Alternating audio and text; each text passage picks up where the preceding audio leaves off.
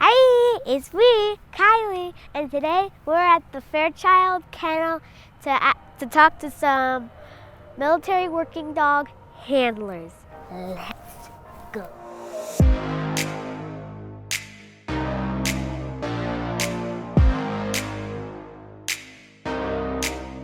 Hello. Hello. I'm Staff Kylie. Sergeant Thomas Newman. I'm Kylie. Let's go.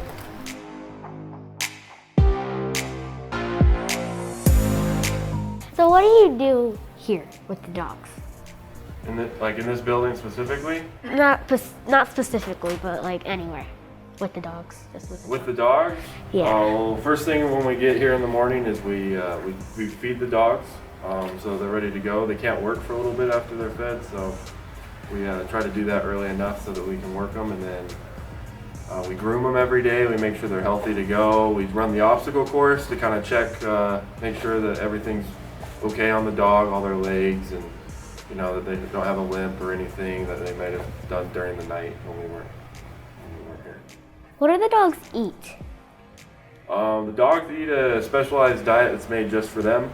It's a science diet, and it basically has enough calories for dogs that work as hard as they do to sustain them through the day. How do you take care of the dogs? I mean, we do everything for the dog. The dog is it's kind of like it's your partner, right? So you gotta take just as good care of the dog as you can. So, like I said, we groom them just with a brush, check everything. All the training takes place. We have daily, weekly, and monthly requirements that we have to hit every single day. So our day is full of training. The dog never stops training. Oh. So he works 24 hours a day? No, so we have certain shifts we work, and then when we're not here at the kennel, Security Forces Squadron has patrols that check on the dogs every little while, make sure that they're okay in their kennel. Is there any chance I can pet the dog? Sorry, since we have patrol dogs here, they are known to be a little bit aggressive, so no, I can't pet them. Oh, okay. So I have to brush my teeth every morning, do they? Not every morning, but we do have toothbrush for them, so they're supposed to get their teeth brushed a couple times a week. Do they And panic? they do have dentals at the vet. Depends on how good or bad their teeth are, how old they are, how often the vet does a full dental workup on them. Do they panic when you brush their teeth? Like, do they? Some dogs like it more than others, just like people. So, but I don't like brushing my teeth. we're pretty well versed with the pups, so they usually don't mind. Fanny doesn't mind. This is Fanny right here. She doesn't mind getting her teeth brushed. Oh. She looks tired. Yeah, we've been up early, so this is the middle of our workday. Why is your job important? Our job is important because we have a capability that nothing else on base can. Is we have explosive and drug protection capabilities. The dog can smell things through stuff that we can't. Trucks or vehicles coming on the base. And just the sight of the dog actually deters people from wanting to do harm to the base, and deters people from wanting to bring explosives or drugs onto the installation. Ooh. Sorry about that. Are the dogs considered as airmen? Yes, the dogs are considered assets. They are, at my last base, the MSG commander used to refer to them as her four-legged airmen. So. Four-legged airmen. I like that. Do the dogs get deployed too? Because people get deployed, do the dogs get deployed too? Yes, they do. So we deploy as a team. So unlike a lot of other career fields, it's just us and the dog. We deploy. We're kind of like considered each half of a team. So you can't deploy if you're a handler, you can't deploy without the dog, and the dog can't deploy without the handler. But yes, the dog deploys with the handler. Wow, that's really cool. It is. Yes, it's really nice to be able to have somebody you can count on, like a dog, super loyal and hardworking. Ooh. Is that hard training the dogs? Yes. It is? It's a lot of work. We do everything that a regular security forces does on base, plus all the dog stuff. So it's like having two jobs and rolled into one. How aggressive are your dogs? Depends on the dog, but just for safety, we keep everyone away from them as far as from a safe distance as we can. Just because you never know, since they are trained to hold and bite, you don't want them to accidentally get spooked or, to do that to the wrong person. How often do they get to catch bad guys? Depends on what you mean by a bad guy, because we get to do decoy work all the time. So McKinney's gonna be the bad guy today. But in the real world, we actually don't have a ton of people on base that tend to flee from the dogs. Usually the sight of the dog is enough that people don't want to run. Most people know that the dog is gonna catch them regardless. So, how old is this dog? Fanny is one of our younger dogs. She is 4. 4. So, that's 28 years in dog years, I think. Because, yeah, dog years is every 7 years. I was like, you're gonna make me do math? I just know that because 7 times 4 is 28. Yeah, that's the what only people one. say, yeah. What's the best thing about working with the dogs? You just know that the dog's gonna have your back no matter what, That's the best part, is getting to spend the day with them, and seeing the dogs learn new things is really exciting and fulfilling. So does everyone just train one dog, or does everyone train a certain amount of dogs?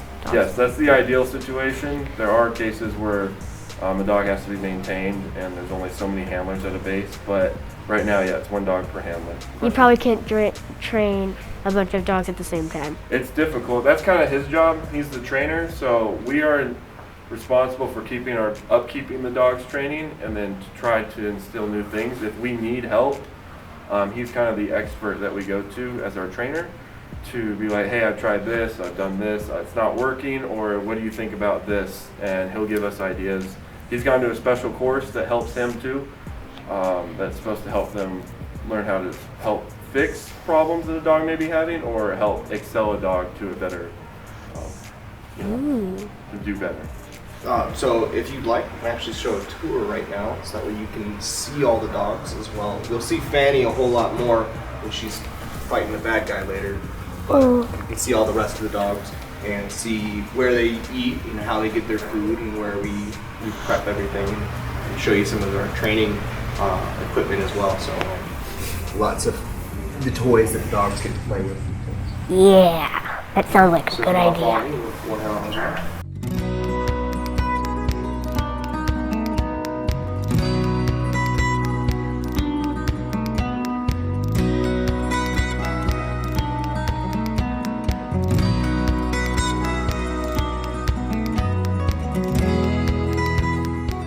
So, they are gonna bark, so I'm gonna try to speak up as loud as I can, okay? This is gonna be Brenda. She's a German Shepherd. She actually had an injury to one of her ears, so that's why she has a little floppy ear. So, but Brenda is super nice, very friendly dog, but she does bite. So. Okay.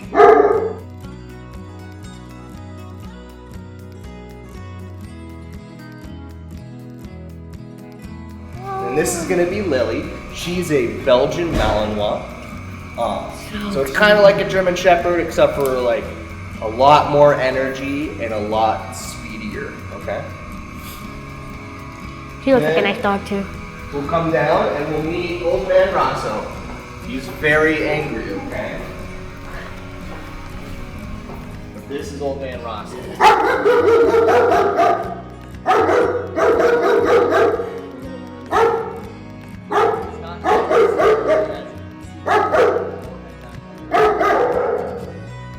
Get me out of here. Alright, and then we'll go down here all the way at the end.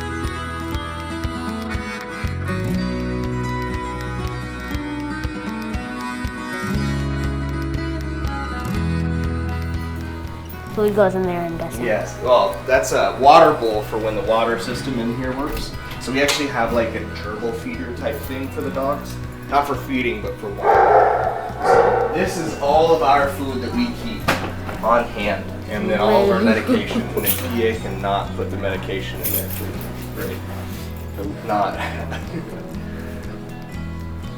And then this is what the food looks like. So, right here. Ooh. Just special type of food and small kibbles for the dogs, so it's easier for them to digest. And I believe you asked if there was chicken. This is chicken flavored. Ooh. Chicken flavored. Probably chicken in it. Yes, there's probably chicken Little in it. bits. So, but this is the special food that they get, and only working dogs can get this food. It's special order. Ooh, cool. All right, and then we can head on out, and I'll show you our gear room where we keep all the toys for the dogs. Toys.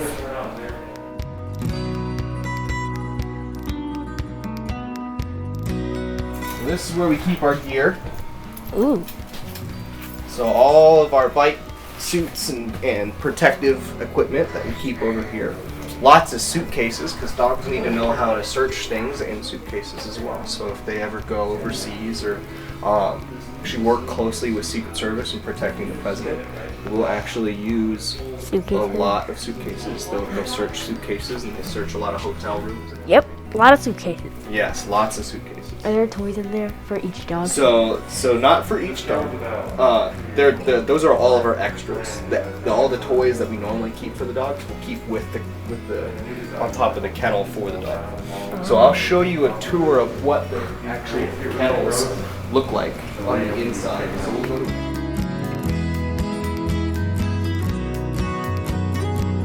This is what it looks like for the dog inside the kennel. The floor is a little slanted, so it slants towards this to the grate. This is that gerbil feeder I was telling you about, so that's how they get their water. Oh, cool. And then that's where the dog lives. They like sleep in there?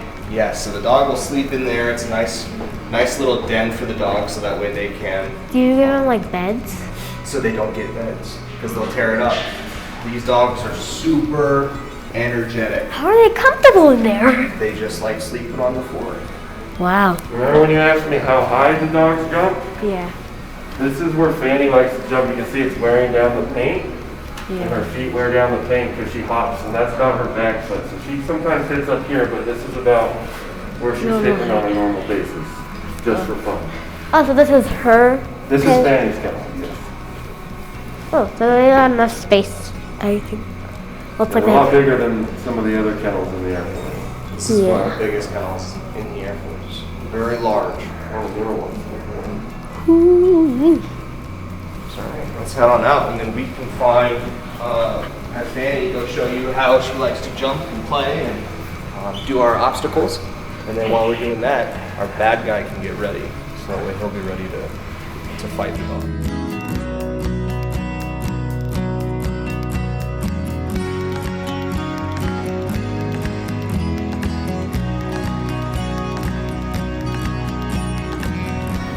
Over here is Lady. This is our vet over here, and she's just doing a checkup. Maybe sometimes they like to walk. The vet likes to watch them run and walk and kind of make sure that they're doing okay. Oh, that's what. Lady's a little bit older of a dog too, so we have to watch her hips because she is a German Shepherd. Oh, she's cute.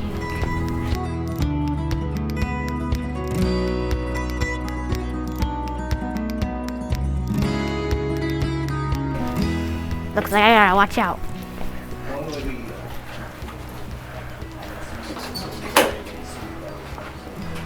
She looks like a nice one.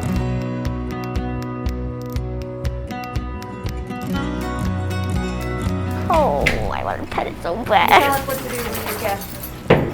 So if you just want to follow Brandon, Oh, he okay. will show you how Fanny likes to play on the obstacles. Oh, I know that I can't pet her because it says do not pet in huge words.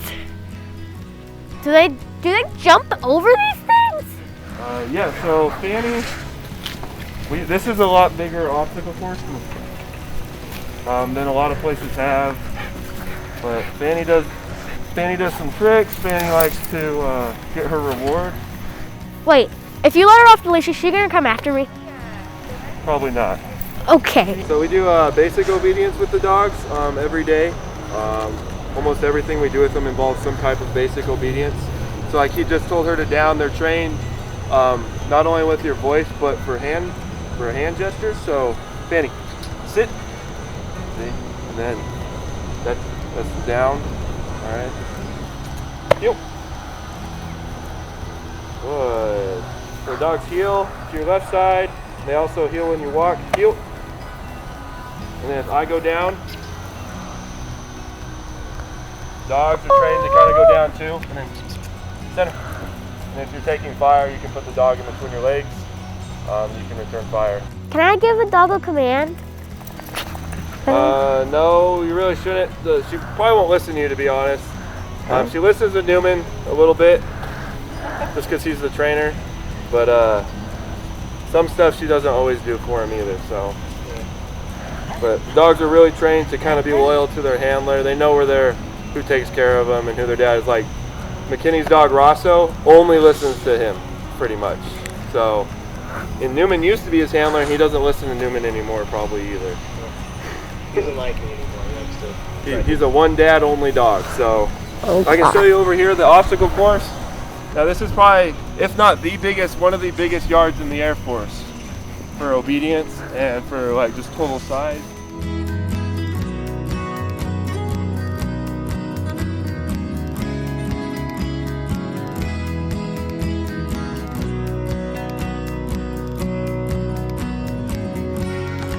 This is called the catwalk.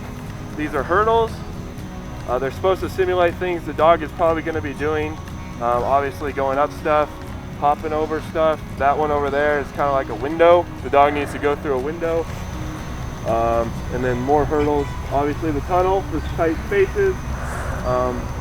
That one over there is also the A-walk. It's kind of steep, so it's all about what the dog would be doing on a daily basis. So.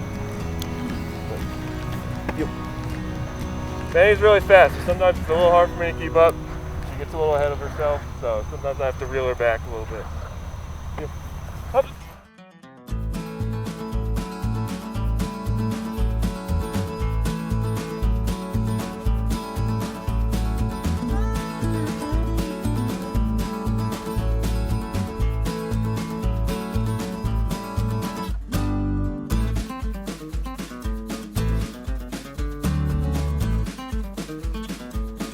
Oh, hey sir, can you come here for a second? Look out to it. Hey, I got reports over here that there's somebody that's not normally out here. Can I just check your ID real fast? Stay.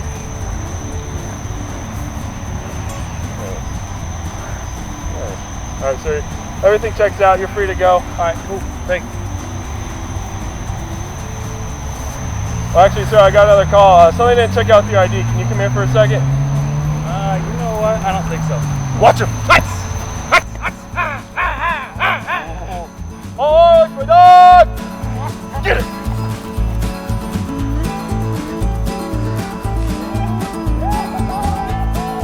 Oh! Whoa! Alright, sir, at this time we'll be conducting a search of your person. Be advised, my dog is trained to attack with or without command, on and off leash, due to any sudden or aggressive movements. Do you understand? Down. Stay. Stay.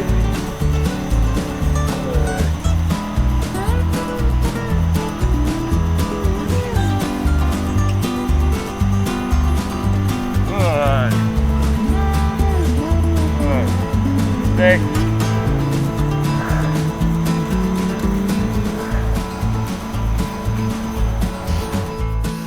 Did it hurt you to be in that suit? So, whenever you wear the suit, it's supposed to be puncture-proof, but you will still feel all of the pressure depending on where you catch the dog, especially if you catch him towards the tricep. It's a little bit fattier and a little bit more tender, but it's like what Sergeant Brandon said earlier, it's a lot of work, but it's also a lot of fun. It depends on the dog too. Fanny likes to hit with her body, but we have dogs that definitely have probably a more painful bite than Fanny. You can feel it a lot more through the suit. Brenda's is pretty bad. Rosso's is still pretty good for his age. We have this giant dog named Hato that I heard his was the worst, but I didn't get to try that out. Good. I don't want to try that one out either. I have two more questions. All right. One, why are the dogs in the Air Force? So they're in the Air Force for that psychological deterrent.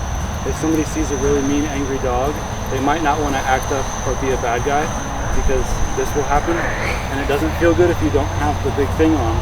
You'll feel all of the teeth and that pressure, as well as, you know, just protecting the assets that are on the installation.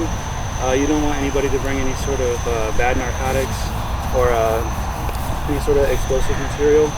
So their nose is just so far beyond ours. They can smell stuff like that, and so that's their job. That's why we have them. And I have one more question.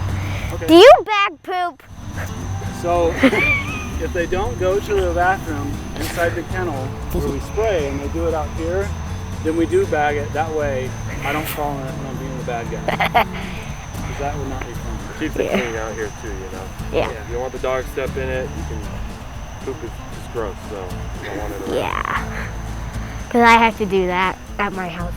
And I have 2 dogs. You want to throw the ball? It's a little slobbery, but. I don't want her to come close, but sure. Oh, here, you hand it to her, and then when you throw it, she'll chase the ball, okay? Yeah, throw it. You go Throw it that that way. direction, okay? Oh, good girl. So Fanny wants to go celebrate in her kennel. Well, thanks guys for joining us, and see you next time. Bye.